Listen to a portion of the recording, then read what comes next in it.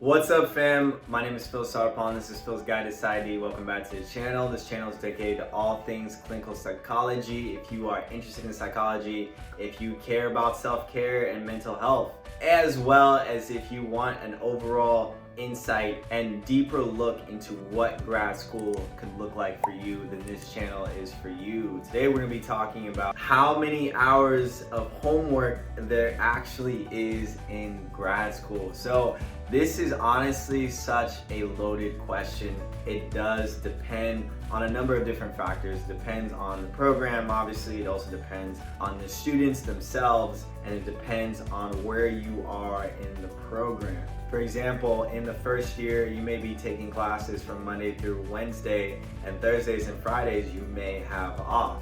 In terms of the amount of homework that you might have, it may not be as much as it would be in your second or your third or your fourth year. I've mentioned in previous videos that every semester there's anywhere from 5 to 6 classes that I've taken, as well as those classes are anywhere from 1 to 3 credits, totaling about 14 to 16 credits a semester. Each class has its own homework and presentation and readings to do, and individually, for example, one class may have anywhere from 50 to 150 to 200 pages of reading to do for that week. And so if all the classes are requiring you to read anywhere from 100 to 200 pages, you may have anywhere from 500 to 1,000 pages of reading to do just for that week. Now, obviously a lot of that reading is going to be based on skimming. It's going to be based on you trying to find different material to write your papers.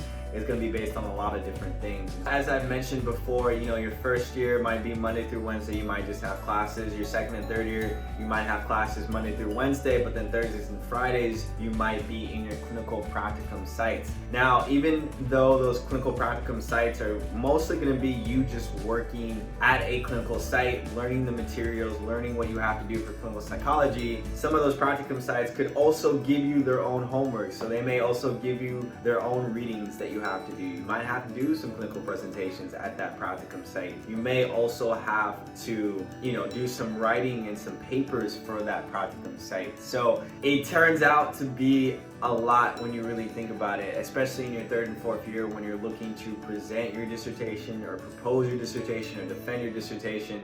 That in itself is a whole nother thing of work that you're investing in, as you're also taking care of your classes, as well as you're taking care of your practicum site hours. In terms of just purely homework from your classes, so not from your practicum site or not from your dissertation, but just from your classes that you take, the homework that they give, like I mentioned before, they may give anywhere from 100 to 200 pages of readings. They may have weekly or every other weekly presentations that you might have to do, as well as papers that you might have to write on a weekly basis. And so depending on how fast of a reader you are, depending on how fast you write papers, or depending on how well you are in terms of working with people for those presentations or working on yourself for those presentations, it really does depend on you as the student. But from what I've seen, it could be anywhere from 10 hours just for those classes. For example, one class might require some reading and some presentations, so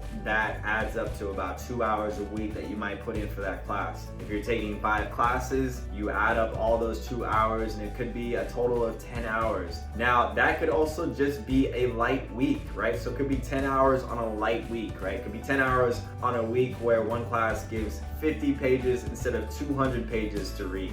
Or one class doesn't have a writing section due for the week, but it does have one that's due next week, right? Or a presentation that's not due this week, but there is one that's going to be due 3 weeks from now. So on a typical light week, you might have 2 hours that you might have to invest in that class. On an average week, it could be 5 hours, 3 to 4 hours on just that one class, which could total out to be anywhere from 15 to 20 hours for that week in terms of homework. I will say that on a finals week or on a really busy week like midterms, or when all the classes, it seems like, are stacking up in terms of the amount of work that they want you to do, it could be as much as 20 to 30 hours a week. So that is a really wide range. Anywhere from 10 hours to 30 hours is a big range. And like I said, it depends on so many different factors. But hopefully that gives you guys an idea of what not only grad school could look like in terms of clinical psychology, but in terms of the expectations that these classes are going to require you to do. When you go into practicum sites for your second and third year, that site might have its own materials and things that they have you to do. That's also not taking into account dissertation stuff. When you're proposing your dissertation, extra hours that you're gonna have to invest in that dissertation proposal or defense. Or if you're even also working another part-time job somewhere else that's not school related at all. So when you look at the whole grand scheme of things, clinical psychology students are definitely busy people. But it's doable. It's definitely one of those things that you just have to time manage yourself, and you have to take it one step at a time in terms of getting things done. So with that, guys, if you guys have any questions or comments, definitely put it down in the comment section below. If you like this video, give it a thumbs up. But with that, I will see you guys in the next video.